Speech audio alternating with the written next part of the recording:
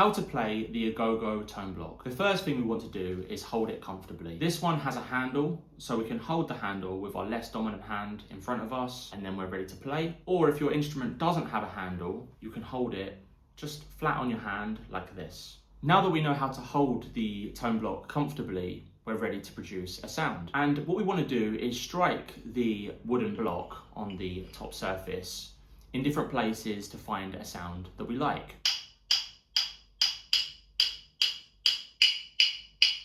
So because the instrument is hollow, when we hit it in the middle, it's a lot louder. We get an amplified sound compared to over here.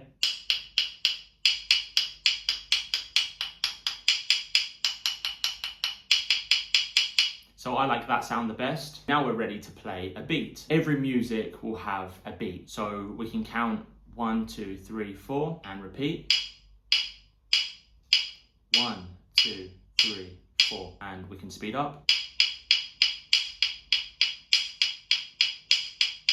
You may notice that I'm adding an accent on the 1. That means that on the 1, I play a little bit louder, like this.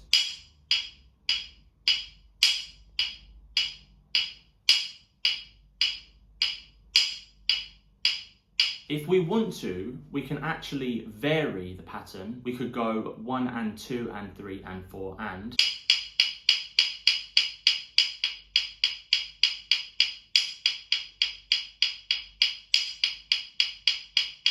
If we like another sound, we could also implement that into the beat. We could go 1, 2, 3, 4.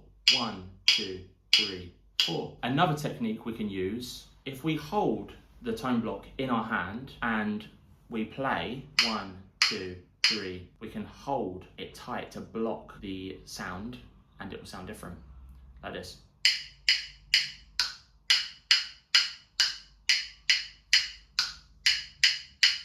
It's also worth noting that different tone blocks will produce a different sound because they're a different size, made from a different material, and have a different density. This is another tone block.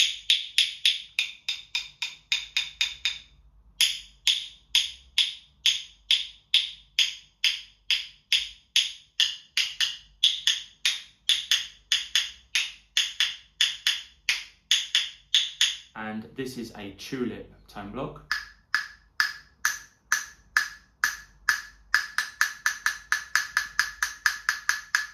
Anyway, if you want to check out these instruments, I will put a link in the description, and I hope you found this video useful.